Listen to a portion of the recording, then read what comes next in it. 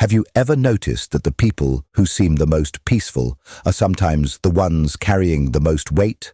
There's a strange thing that happens when pain gets heavy enough. You don't scream, you don't break, you just go quiet. And somewhere along the way, that silence stopped being a choice.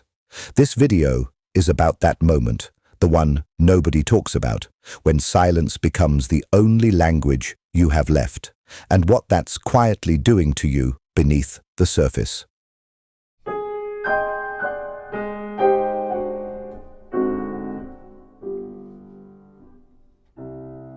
There is a version of coping that nobody really celebrates. It doesn't look like strength exactly, not the kind people applaud. It doesn't look like falling apart either, which at least earns some sympathy. It's quieter than both of those things. It's the kind of coping that happens when you realize, slowly, that speaking costs more than you have to give right now.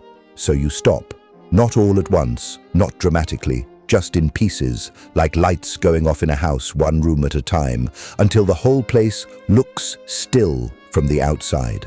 Most people assume that silence means nothing is happening, that the quiet person in the room is simply at ease, or maybe just private, maybe a little introverted.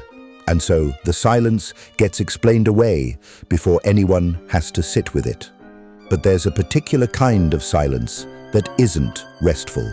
It doesn't restore you the way sleep does, or the way a walk does, or the way a good conversation with someone you trust can. This kind of silence is more like holding your breath. You're not breathing in peace, you're just not breathing. And you've gotten so used to it that you've started to mistake the absence of noise for the presence of calm. It often starts with something that feels reasonable. A situation where speaking up didn't seem worth the cost. Maybe you knew the other person wasn't ready to hear it. Or maybe you tried once and it didn't land the way you needed it to. And the aftermath felt worse than the original pain. So you filed the feeling away, told yourself you'd come back to it. And then life kept moving, and you kept moving with it. And the thing you filed away got buried under everything else. That's not a character flaw. That's just a very human response to an environment where honesty felt unsafe or pointless or simply too exhausting. The first time it happens, you don't really notice. You think you're just being mature or measured or choosing your battles wisely. And maybe you were. Some silences are genuinely wise. The pause before a difficult conversation, the choice to wait until you understand your own feelings better before trying to articulate them to someone else. That kind of silence is purposeful. It has an end point. It's in service of something real. But the silence we're talking about today, the one that becomes a coping mechanism, doesn't have an end point. It just becomes the default. It becomes the answer to everything, because eventually everything starts to feel like a situation where speaking isn't worth the cost. You stop telling people when you're struggling because you've noticed that being honest about your struggles tends to shift the energy in a way that exhausts you further. Either the other person minimizes what you're going through, or they spiral into their own anxiety about you, and then suddenly you're managing their reaction to your pain instead of just having your pain. So you learn to keep it clean, keep it contained. You say, "I'm fine," not because you're lying, exactly, but because the full truth is so layered and so tired that you don't even know where you'd begin. And you don't have the energy to take someone else through it step by step, when there's no guarantee they'll understand it even then. What's strange about this process is how invisible it is, even to yourself. Because silence doesn't feel like avoidance when you're inside it. It feels like endurance. It feels like you're doing the hard thing, carrying it without burdening anyone, handling it without making a scene, getting through the day without falling apart publicly. And there's a certain kind of pride that settles into that, quietly.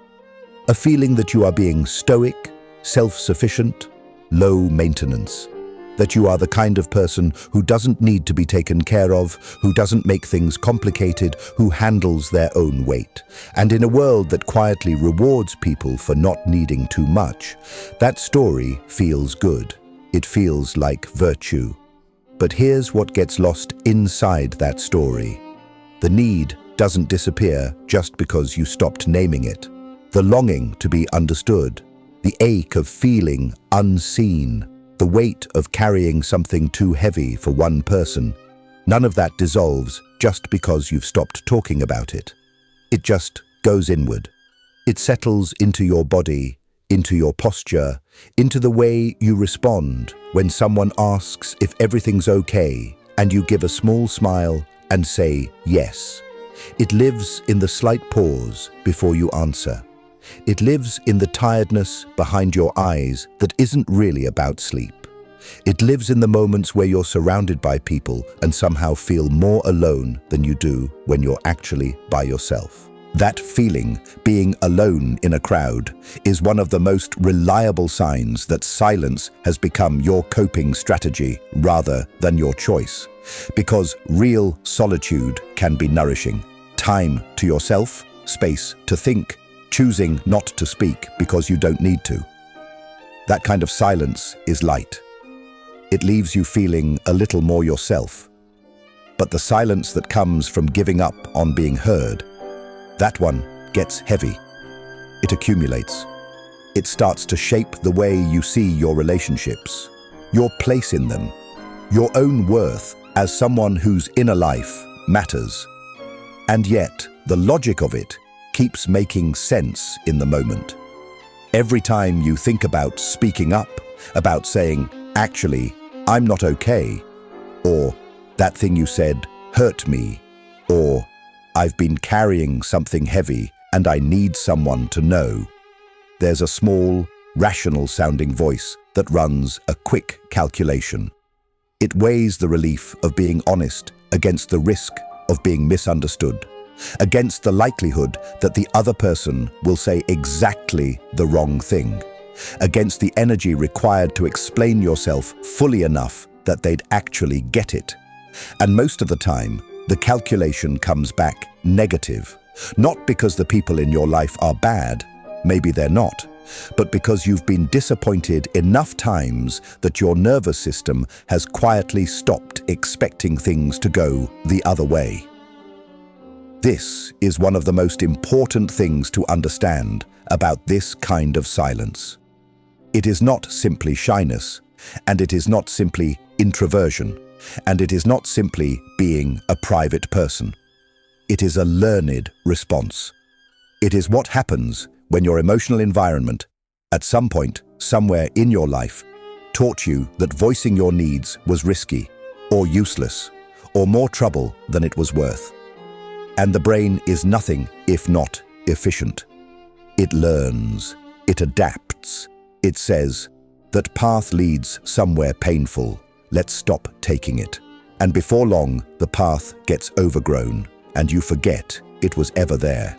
What tends to happen next is that you get very good at being present in a certain way, engaged, responsive, even warm, while keeping the most essential parts of yourself somewhere safely out of reach. You develop a version of yourself that functions well in social and professional spaces, that can laugh and contribute and hold space for other people. But that never quite lets anyone in far enough to see what's actually going on beneath the surface. And this version of you becomes so practiced, so smooth, that people genuinely believe you're doing fine, which only deepens the silence because now even the people closest to you are working with a curated picture, not a dishonest one, just incomplete. And the gap between what they know and what's actually true starts to feel too wide to bridge without a lot of painful explanation. This is the quiet architecture of emotional isolation. Not the dramatic kind, not the kind that announces itself, that pushes people away with visible force. This kind is much more subtle. It's the kind that keeps the door open just enough for connection to feel possible, but never quite crosses the threshold into the kind of closeness where you'd have to show up as your full, complicated self. It is the art of being present without being known, and it is exhausting in a way that is very hard to describe, because from the outside, and even from the inside on good days, it looks and feels like functioning. It looks like managing. It looks like being fine. What we haven't yet touched on, and what matters deeply, is where this pattern tends to root itself. Because silence as a coping mechanism doesn't usually begin in adulthood, in the middle of some difficult situation that just got to be too much. It usually starts earlier, in smaller moments that didn't seem significant at the time, in environments where the implicit rules around emotion were quietly teaching you things you didn't realize you were learning. That's where we're going next, into the deeper soil of this pattern and what's been growing in it for longer than you might think. If this content speaks the words you can't explain, click subscribe. Thank you for your support. The hardest thing about understanding silence as a coping mechanism is that it doesn't feel like a problem from the inside. It feels like a solution. And that's precisely why it's so difficult to examine, because you've been relying on it in one form or another for long enough that questioning it feels like questioning your own ground, like pulling a thread that might unravel something load-bearing. So most people don't pull it. They keep the silence in place, and they manage, and they call that surviving, which it is. But surviving and living are different things, and somewhere in the quiet, you already know that.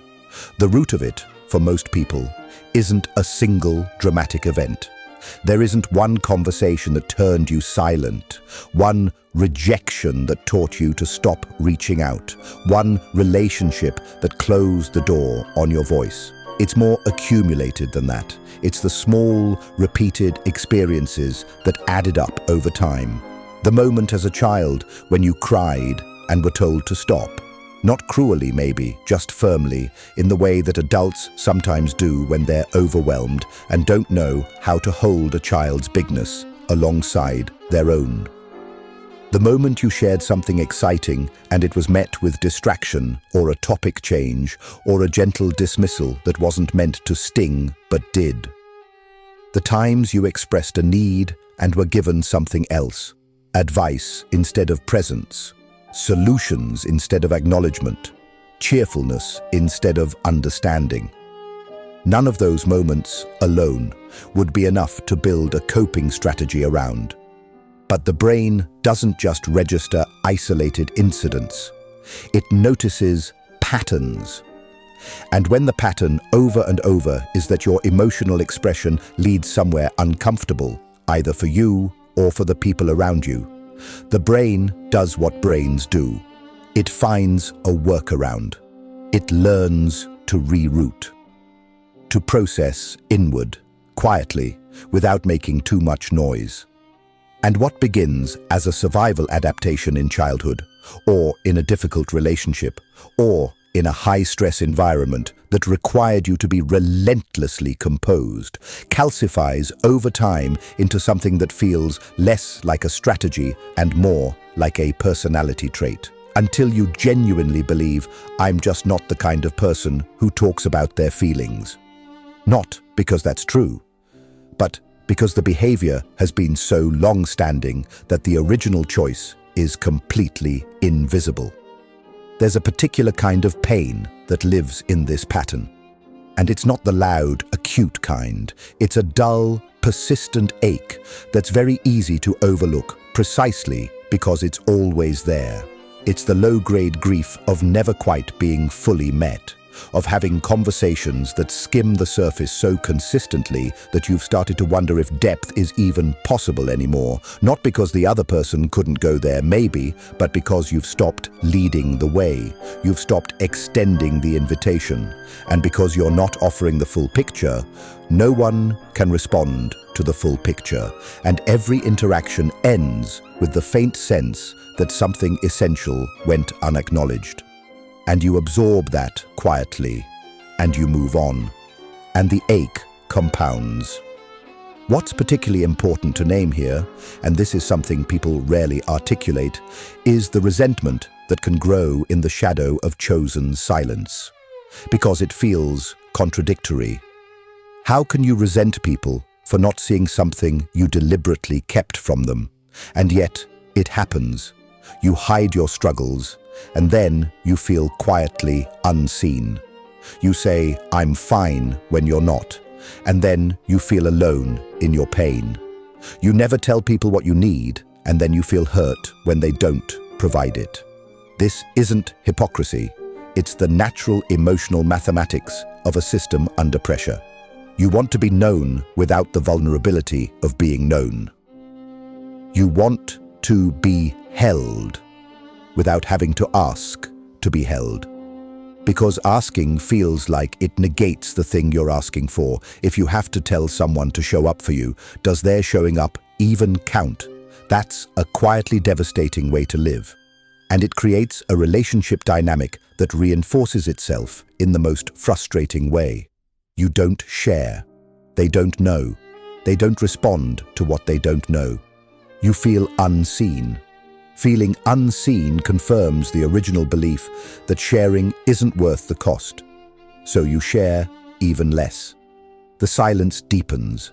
The loneliness deepens alongside it. And meanwhile, the people around you might be doing their level best with the information they have, genuinely believing that you're okay, that you're content, that you don't need more from them, because that's exactly the impression your silence creates.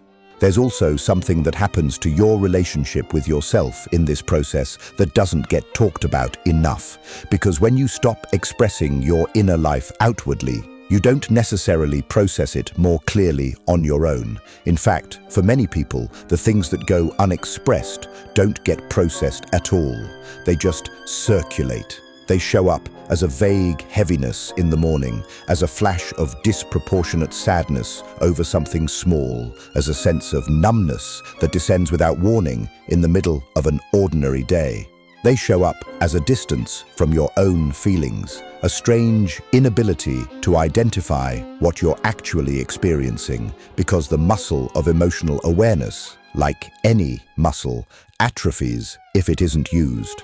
If you never try to put words to what you're feeling, you gradually lose fluency in that language. And then, even when you want to speak, even when someone safe is right in front of you, and the space is genuinely open, you find that you can't quite find the words. Not because there's nothing there, but because the path to it is overgrown. This is what psychologists sometimes refer to as alexithymia. Not as a fixed condition, but as a tendency, a pattern that develops in response to environments where emotional expression wasn't welcomed or safe. You feel something, but you can't name it. You know something is wrong, but you can't locate it precisely enough to describe it. You reach for language and come back with vague gestures. Tired, stressed, fine. Not because that's all there is, but because the vocabulary got packed away at some point, and you haven't opened that particular box in a long time. And underneath all of this, at the very root, is usually a belief that got installed so early and so quietly that it feels like fact rather than perspective. The belief that your emotional needs are too much, that the full weight of what you carry would be too heavy for someone else to hold. That if people knew the real scope of what was going on inside you, they would be overwhelmed, or worse, they would be fine. And their fineness would confirm that you were overreacting all along, so you preemptively protect everyone from that possibility by keeping it contained. You minimize before you're told to. You manage your own needs before you can become a burden. That belief, I am too much, is one of the most painful things a person can carry, and it is almost never true. but it feels true with such conviction, and it's been reinforced by enough experiences of emotional mismatch, times when you reached out and the response didn't quite fit the need, that it has become part of the structure you live inside. It shapes how you enter every room, every relationship, every conversation. It's the invisible filter through which everything passes, and it makes the silence feel not just practical, but necessary, like a kindness you're doing for everyone else, when really it's a wound you keep inflicting on yourself. There's one more layer to name before we move forward, because the silence doesn't just affect your relationships and your relationship with yourself. Over time, it affects your sense of possibility.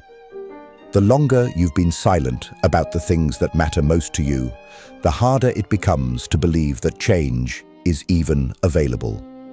That there is a version of your life in which you feel genuinely known, genuinely held, genuinely at ease in the full complexity of who you are. The silence starts to feel permanent, not as a choice, but as a reality, as the shape of things.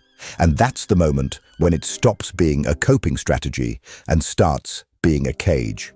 Not one that was put on you, one you built carefully to keep yourself safe, and then forgot you had the key to. What we're about to enter into is not about dismantling the silence entirely. It is not about suddenly becoming someone who speaks everything freely and needs nothing kept private. That's not the answer, and it's not what real healing looks like. What comes next is gentler and more specific than that. It's about understanding which silences are protecting you and which ones are shrinking you, and learning, slowly and without force, how to let one particular kind of light back in. The first thing to understand about finding your way out of silence, and this is essential, so stay with it, is that the goal is not to speak more. Not yet, not as the first step. Because when you've been silent for a long time, the instinct is to think that the solution is its opposite. That if silence is the problem, then expression must be the answer. And so you need to open up, be vulnerable, share yourself, let people in. And while that's true in a general sense, the way it gets framed makes it sound like a switch to flip, a decision to make, an act of will. And the problem is that silence was never just a decision. It was an adaptation, a response, a deeply learned way of being in the world. And adaptations don't dissolve because you've decided they should. So the first step isn't speaking. The first step is noticing. Noticing where the silence lives in your body and what it feels like and what triggers it. Paying attention without judgment to the moments when you swallow something instead of saying it, when you sense the sentence forming and then feel it dissolve, unspoken, before it ever reaches your mouth. Notice what's happening in those moments. Is it fear, exhaustion, a preemptive certainty that it won't land, a habit so old you couldn't tell you where it started? You don't have to do anything with what you notice, not immediately. Just building the awareness of it is the first real shift, because most of the time, the silence operates completely below the surface of conscious thought. You don't decide to be silent, you just are. And bringing that to the level of something you can see, even a little, changes the relationship you have with it. The second thing, and this one requires some patience with yourself, is to separate the silences that are wise from the ones that are costing you. Because not all silence is a coping mechanism. Some silence is deeply healthy. The choice to pause before speaking. The decision not to share something that doesn't need to be shared. Privacy as a form of self-respect rather than self-concealment. The quiet you keep because you're still figuring something out. These silences serve you. They have agency in them. The question to ask yourself, gently, is, does this silence feel like a choice, or does it feel like the only option? When I stay quiet here, am I choosing to, or have I simply stopped believing that speaking is possible? The answer to that question will tell you a lot about which kind of silence you're in. Something that tends to help at this stage is the practice of writing. Not as a performance, not as journaling in the aspirational sense that sometimes feels like one more thing to do, but as a low-stakes way to begin restoring your fluency in your own inner language. When you write something down, even messily, even without structure, you are doing something that conversation often doesn't give you the space for. You are locating the feeling before you've had to articulate it to anyone else. You're letting it exist without needing to immediately manage someone else's response to it. There's no performance required, no translation needed, no risk of being misunderstood. It's just you and the thing itself. And over time, that practice quietly rebuilds the pathway between what you feel and what you're able to name, which is the foundation of everything that comes after. Once you've spent some time with that, once you have a slightly better map of what's actually happening inside you, the next layer is about choosing the right person before the right words. This is something that gets skipped over in most conversations about vulnerability and opening up.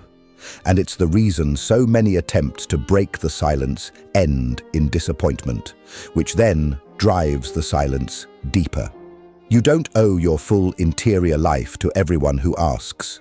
You are not required to be an open book simply because someone seems interested. The practice of choosing carefully, of identifying one person in your life who has shown through their behavior, not their words, that they can receive something real without flinching or fixing or flooding, is far more important than learning how to speak openly. You can have the most beautifully articulated truth, and if you offer it to the wrong person at the wrong moment, it will come back to you mishandled, and your nervous system will file that as confirmation that speaking doesn't work. So think about who, in your experience, has held something carefully. Someone who didn't rush to respond when you said something honest. Someone who didn't immediately pivot to their own experience or to advice. Someone who let a hard thing be a hard thing without trying to make it smaller or more manageable. That person doesn't have to be someone you're very close to. Sometimes the people we're closest to are actually the hardest to be honest with because there's more at stake. The right person is the one in whose presence you feel the least need to perform. Start there. Not with a full confession, not with everything you've been carrying. Just with one layer more than you usually offer. See what happens.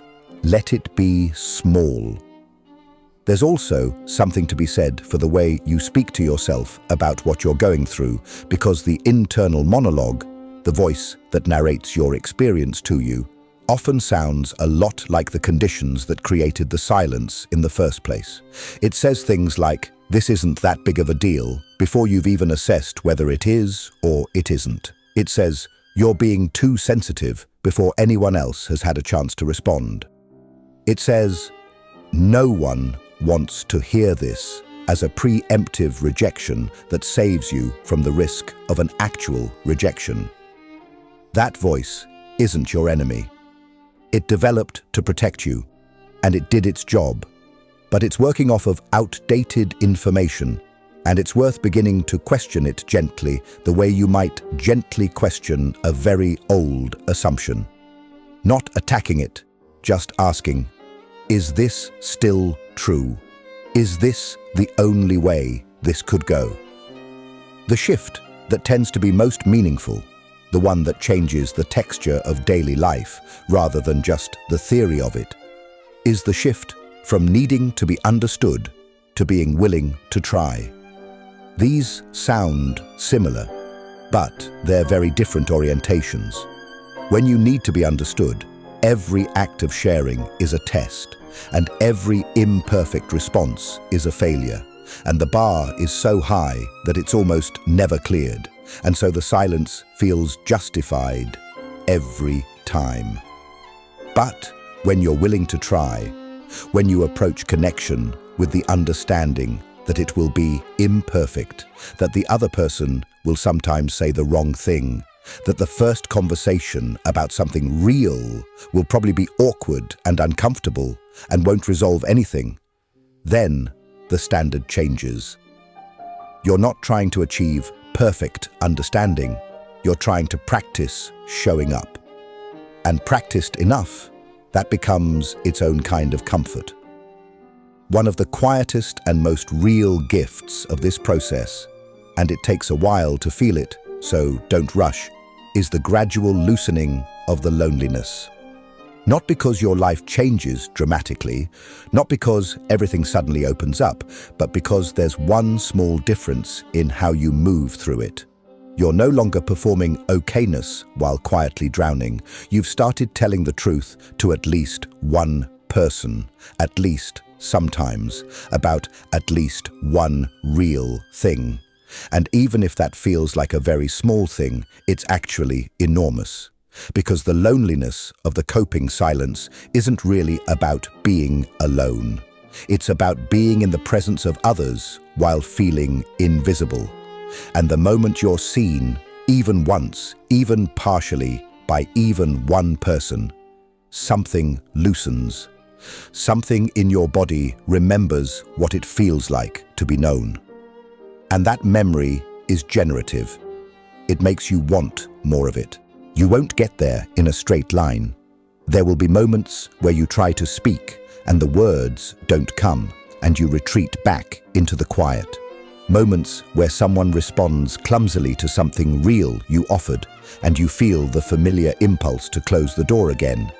Moments where the silence genuinely seems like the easier path, and it will be in the short term.